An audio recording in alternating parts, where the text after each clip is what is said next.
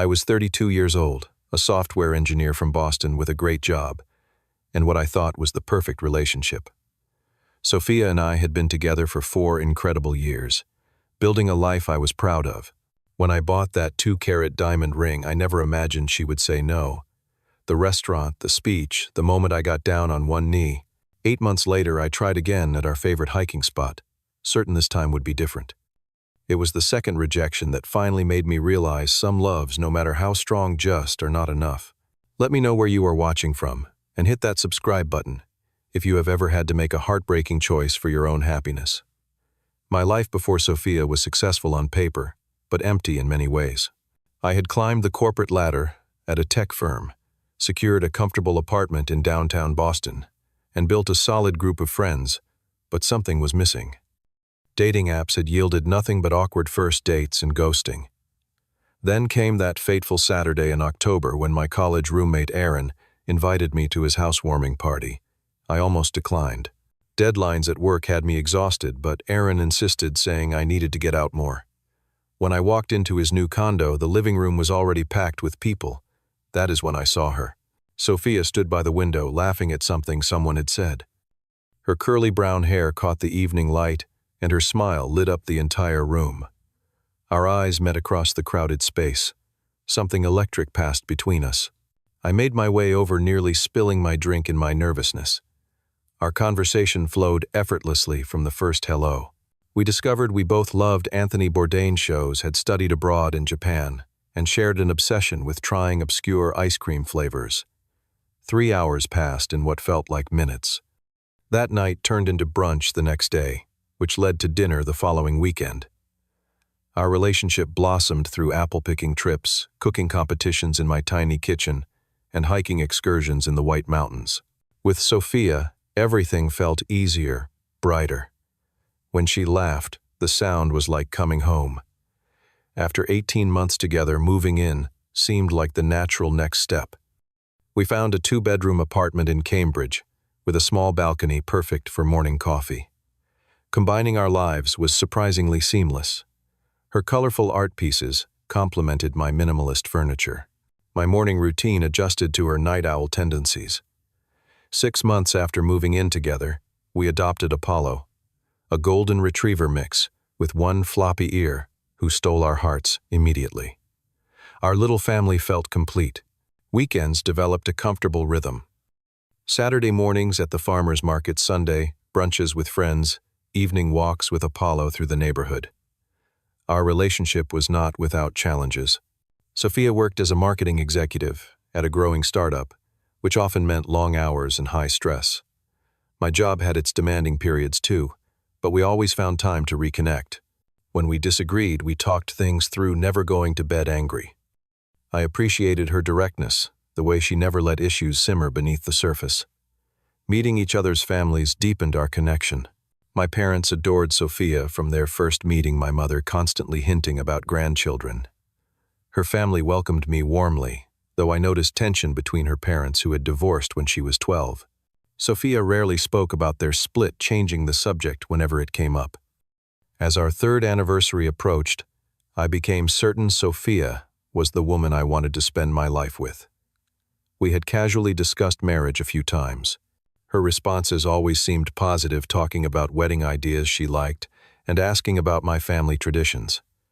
When we discussed children, we both agreed we wanted 2, maybe 3. We even looked at houses in the suburbs, planning for a future that seemed perfectly aligned. Our friends began asking when we would get engaged. At barbecues and dinner parties, couples who had been together less time than us announced engagements and wedding plans. Each time I would glance at Sophia, trying to gauge her reaction. She always smiled and congratulated them warmly. Without telling anyone except Aaron, I began saving for a ring. I worked extra consulting jobs on weekends, putting away enough to buy something truly special. Sophia deserved the best, and I was determined to give her a proposal that would become our favorite story to tell at parties for years to come. 6 months after we moved in together, I decided it was time to propose. The ring had been hiding in my gym bag for weeks, a 2-carat princess-cut diamond that cost 3 months of my salary. I reserved a private dining room at Maison Marcel, the French restaurant, where we had celebrated our first anniversary. Aaron helped me plan every detail. The chef agreed to recreate the chocolate soufflé Sophia had loved so much during our first visit. The florist delivered her favorite peonies and ranunculus. I even hired a photographer to discreetly capture the moment from a distance. That evening I could barely contain my nerves. Sophia looked stunning in a navy blue dress, her curls pinned up elegantly. Throughout dinner, she commented on how I seemed distracted. I blamed it on a work project, not wanting to give away the surprise. After the main course, as servers cleared our plates, I excused myself to ensure everything was ready. The ring felt heavy in my pocket as I returned to the table. When the dessert arrived with, "Will you marry me?" written in chocolate around the plate, I dropped to one knee beside her chair. The words I had practiced for weeks poured out. I told her how she had changed my life, how I could not imagine my future without her in it, how I wanted to build a family and grow old together. As I opened the ring box, I saw something shift in her expression. Her eyes filled with tears, but not the joyful kind I had anticipated. My heart plummeted as she whispered, "I am so sorry, Miguel. I am not ready for this." The restaurant seemed to freeze around us. The photographer discreetly backed away. I remained kneeling, the open ring box in my hands, unable to process what was happening. Eventually, I closed the box and returned to my seat. The untouched soufflé melted between us. The drive home was the longest 20 minutes of my life. Silence filled the car as I gripped the steering wheel, trying to understand where I had misread things so badly. Sophia stared out the window, occasionally wiping away tears. It was past midnight when we finally talked. Sitting on opposite ends of our couch, Apollo sensing the tension and laying his head on my lap, Sophia explained. Her parents' divorce had left deep scars. Her father had abandoned the family, leaving her mother struggling financially and emotionally. Marriage represented risk potential, heartbreak, failure. "I want to be with you, Miguel," she said. "I love our life together. I just do not know if I will ever be ready for marriage." Though devastated, I tried to understand. I loved her too much to pressure her. We agreed to continue our relationship, to revisit the marriage conversation when she felt more comfortable. I put the ring away in my desk drawer, a painful reminder of expectations unmet. The following months were challenging. Friends who knew about my planned proposal asked about it, forcing me to explain the rejection over and over. Some suggested Sophia was not committed enough. Others advised me to be patient. My mother called weekly concern, evident in her voice. At home, an awkwardness had crept into our relationship. Sophia tried to compensate, being extra affectionate, planning special dates. But I caught her looking at me sometimes with guilt in her eyes. Intimacy became less frequent, conversations more careful. The ease that had defined our relationship was replaced with an underlying tension. I started seeing a therapist to process my feelings. Dr. Harmon helped me understand that my self-worth was not determined by Sophia's answer. We worked through my fear of abandonment, the pressure I felt from friends and family, my uncertainty about our future. Some nights I would lie awake, watching Sophia sleep, wondering if she was worth the wait, if her hesitation meant we were fundamentally incompatible. But then morning would come, she would smile sleepily at me, and I would remember all the reasons I had fallen in love with her. Slowly we rebuilt. 6 months after the failed proposal, things began to feel normal again. We took a vacation to Maine, renting a cabin on the lake. Away from the pressures of work and social expectations, we reconnected. Those 10 days reminded me of our early relationship, full of laughter and easy conversation. Back home, Sophia began dropping hints that surprised me. She pointed out engagement rings in store windows, commenting on styles she liked. She asked more questions about my family wedding traditions. At our friend's wedding, she caught the bouquet and blushed when everyone cheered. These small moments gave me hope. Perhaps she was working through her fears. When she suggested we take our annual hiking trip to the White Mountains earlier than usual, I started to form a new plan. Maybe a different approach would make her more comfortable.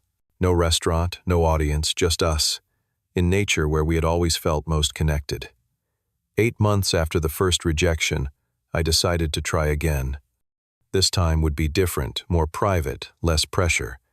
I spoke with Aaron, who advised caution but supported my decision after seeing the positive changes in our relationship.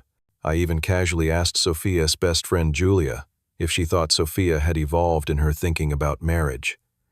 Julia seemed optimistic, but non-committal. I chose a simple solitaire ring, this time less ostentatious than the first. The mountains had always been our special place, the setting for many of our happiest memories. Our favorite trail led to a stunning overlook of the valley, the perfect spot for an intimate proposal. The weather cooperated beautifully that Saturday in October, exactly 2 years since we had met at Aaron's party. Leaves had turned brilliant shades of red and gold. Sophia was in high spirits as we hiked, pointing out wildlife and taking photos. Apollo bounded ahead of us on the trail, occasionally looking back as if checking we were still following. At the summit, I unpacked our picnic lunch. Sophia leaned against me as we ate sandwiches and shared a thermos of hot chocolate. The valley stretched below us, the view extending for miles. It was everything I had hoped for, peaceful and perfect. I waited until after lunch, when Sophia was contentedly scratching Apollo's ears and gazing out at the scenery. My heart raced as I reached into my pocket for the small velvet box. This time I kept it simple. No elaborate speech, no grand gestures, just the truth. I love you, Sophia. These past years have been the best of my life. I understand your hesitations about marriage, but I believe we can build something that defies those fears. Will you marry me? The moment stretched between us. I watched emotions cross her face, hope battling with something else. When she finally spoke, her voice was gentle but certain. Miguel, I love you more than I have ever loved anyone. But I need to be honest with you, and with myself. I do not think I will ever want marriage with you or with anyone. It is not something I see in my future. The ring box felt impossibly heavy in my hands. This rejection was different, more definitive. Not I am not ready, but I will never be ready. A fundamental incompatibility I had been unwilling to see. What about all the hints, the wedding talk, I asked, confusion mixing with hurt. She looked away, guilt evident in her expression. I was trying to convince myself I could want what you want. I thought maybe if I pretended long enough, it would become real. But that is not fair to either of us. The hike back down the mountain was excruciating. Apollo sensed our distress, staying unusually close instead of running ahead. Sophia tried to hold my hand once, but I gently pulled away, needing space to think. The 4-mile descent gave me time to process what had happened, to begin understanding what it meant for our future. That night at home, we slept in separate rooms for the first time since moving in together. I lay awake, staring at the ceiling of our guest bedroom, turning over options in my mind. Could I be happy in a relationship that would never include marriage? Was I willing to give up having a wife, potentially children, for a partnership that would always feel incomplete to me? The week that followed was a blur of sleepless nights and difficult conversations. I scheduled an emergency session with Dr. Harmon, who helped me articulate what marriage meant to me. It was not about the ceremony or legal document, but about commitment, family, building a life with someone who shared my vision of the future. I spoke with Aaron, with my sister, with close friends who knew us both. Their perspectives varied, but a common thread emerged. Compromise is essential in relationships, but not when it comes to fundamental life goals. Sophia and I tried to find middle ground. We discussed domestic partnerships, commitment ceremonies, alternative ways to declare our love. But with each conversation, the gap between us became more apparent. She did not want the institution regardless of what form it took. I could not imagine my life without it. Resentment began to build. I found myself bitter when seeing engagement announcements online. She grew defensive when wedding scenes appeared in movies we watched. What had once been love untainted by expectation was now poisoned by what could never be.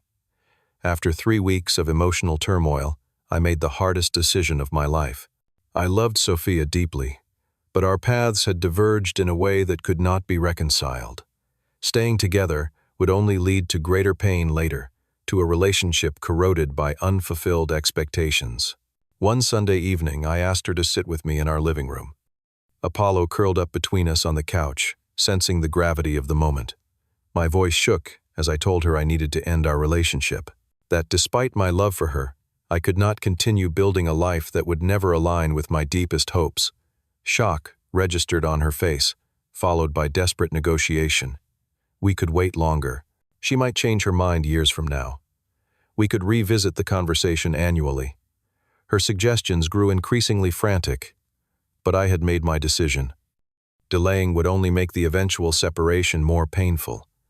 The logistics were brutal. Deciding who would keep the apartment, who would get which furniture, who would take Apollo. We cried together over our kitchen table, dividing 4 years of shared life into his and hers. In the end, she kept the apartment and our dog, while I moved into a sterile one-bedroom closer to my office. Saying goodbye to Apollo was almost as painful as saying goodbye to Sophia. He had been my running buddy, my confidant during difficult days. I knelt on the floor of the apartment that had been ours, hugging him one last time, promising to visit. Sophia stood in the doorway, tears streaming down her face, as I walked out with 2 suitcases and a box of essentials, leaving behind the life we had built together. The first month after the breakup was the darkest period of my life. My new apartment felt like a hotel room, impersonal and cold. I had left most of our shared furniture with Sophia sleeping on an air mattress until I could motivate myself to buy a bed. Nights were the hardest. I would reach across empty sheets, forgetting momentarily that she was no longer there. Friends rallied around me. Aaron insisted I join his weekly basketball game to get out of the apartment. My sister called daily, sometimes just staying on the line in comfortable silence when I could not bring myself to talk. Coworkers invited me for after-work drinks, careful not to mention Sophia, but making sure I was never alone for too long. Despite the support, I questioned my decision constantly. Had I been too hasty, too rigid in my expectations? The temptation to call Sophia to try again was overwhelming at times. I would draft text messages, only to delete them before sending. I drove by our old apartment once, seeing the lights on and Apollo in the window, before forcing myself to drive away. Dr. Harmon became my lifeline during this period. We increased our sessions to twice weekly. He helped me understand that both Sophia and I had valid perspectives, neither of us wrong for wanting different things. We explored attachment styles, my need for commitment, stemming from my own family history, the legitimacy of making difficult choices based on future goals rather than present comfort. As weeks turned to months, small signs of healing emerged. I bought proper furniture for my apartment, painted the walls, hung artwork. I rediscovered old hobbies that had been sidelined during my relationship. My college band reunited for jam sessions in Aaron's garage. I took a cooking class, something Sophia and I had talked about doing together, but never got around to. I began rebuilding my identity separate from us. It was painful, but necessary work. Who was Miguel without Sophia? What did I want from my life now that our shared plans had evaporated? I considered career changes, travel opportunities, moves to different cities. The possibilities were both terrifying and liberating. The 6-month mark brought an unexpected challenge. A mutual friend was celebrating his birthday at a bar downtown. I knew Sophia might be there, but decided to go anyway, tired of rearranging my social life to avoid her. When I walked in and saw her across the room, my heart raced with a complex mixture of emotions. She looked good. Different somehow, her hair shorter, wearing a style I had never seen during our time together. Our eyes met, and after a moment of hesitation, she walked over. Our conversation was civil, painful in its politeness. We asked about each other's families, work, Apollo. Beneath the surface, questions ran deeper currents. Are you happy? Did I make a mistake? Have you moved on? That night marked a turning point. Seeing her did not destroy me as I had feared. The love remained transformed into something gentler, a recognition of what she had meant to me, rather than an active ache. I went home and slept through the night for the first time in months. As the 1-year anniversary of our breakup approached, I found myself reflecting on how far I had come. My apartment now felt like home. My career had advanced with a promotion. The friend group had naturally divided, some staying closer to Sophia, others to me, a few managing to maintain connections with both of us. I had begun dating again, cautiously at first. There were a few first dates that went nowhere, a 2-month relationship that fizzled out amicably. Then I met Jessica at a professional conference. She was intelligent, passionate about her work in environmental law, with a direct communication style that reminded me why I had been attracted to Sophia initially. When things began to get serious with Jessica, I was honest about my past. Over dinner at her apartment, I shared the story of my relationship with Sophia, the proposals, the breakup. I explained my desire for marriage and family, wanting to ensure our goals aligned before emotions became too involved. Her response surprised me. Instead of being put off by my forthrightness, she appreciated it. She shared her own relationship history, including a broken engagement that had left her wary, but still wanting marriage eventually. We agreed to take things slowly to continue checking in about expectations as we grew closer. That conversation confirmed what I had begun to understand during my year of healing. The breakup with Sophia, while devastating, had been necessary for both of us. Staying together would have meant one of us sacrificing a core need breeding resentment that would have eventually poisoned what we had. Some loves, no matter how strong, cannot overcome fundamental incompatibilities. Sophia deserved to live authentically free from pressure to change her vision of the future. I deserved a partner who shared my dreams of marriage and family. Our breakup had not been a failure, but an act of mutual respect. I still think of Sophia, often hoping she has found happiness on her own terms. I keep in touch with Erin, who tells me she has been promoted at work, has taken up rock climbing, adopted a second dog as a companion for Apollo. These updates bring me joy rather than pain, now confirmation that we both made the right choice despite its difficulty. The lesson I carry forward is this: love requires more than passion, compatibility, shared interests. It demands aligned visions of the future, similar core values, agreement on fundamental life questions. Compromise is essential in relationships, but not when it means abandoning who you truly are or what you truly want. If my story resonates with you, I would love to hear your thoughts in the comments. Have you ever had to choose between a relationship and your core values? What helped you make that difficult decision? Please like and subscribe if this story meant something to you, and share it with someone who might be struggling with similar choices. Thank you for listening to my journey from heartbreak to healing. Remember, sometimes the hardest decisions lead to the greatest growth.